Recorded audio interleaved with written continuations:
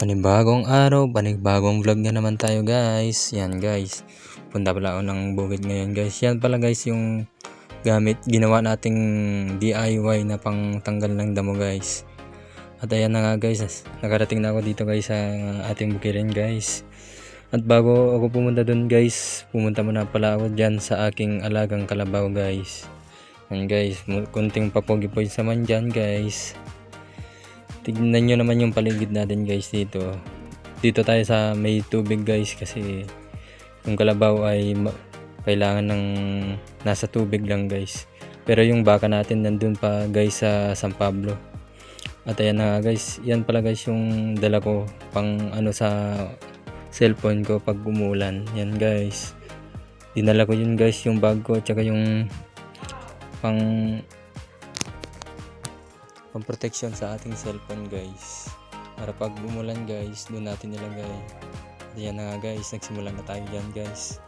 Pero yung ibang malalaking damo guys hindi niya kayang tanggalin guys, kasi pako lang yung nailagay natin pang DIY natin guys.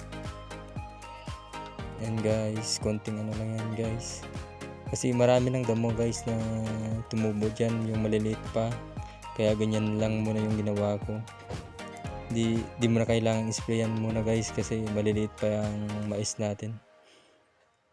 Yan na nga guys, nakikita nyo naman guys dyan na natanggal yung maliliit na damo guys. Konti pa yung natapos natin guys dahil kakasimula pa lang natin. Pinakita ko lang sa inyo guys. Yan nga guys, papakita natin yung paano matanggal yung maliliit na damo guys. Konting kayod lang dyan guys.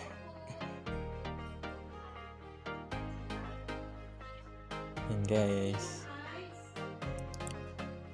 At yan na nga guys, ay lumipat ako dun sa kabilang eras guys para tinignan ko yung ibang eras. May mas marami pang maliliit na damo guys yan.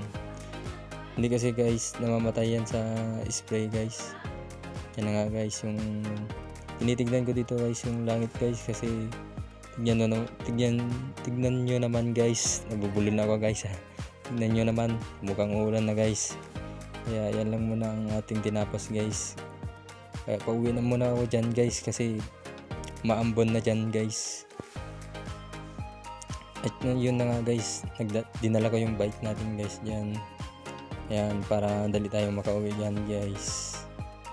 Yan na nga guys, konting video lang yan. Salamat sa inyong panonood guys.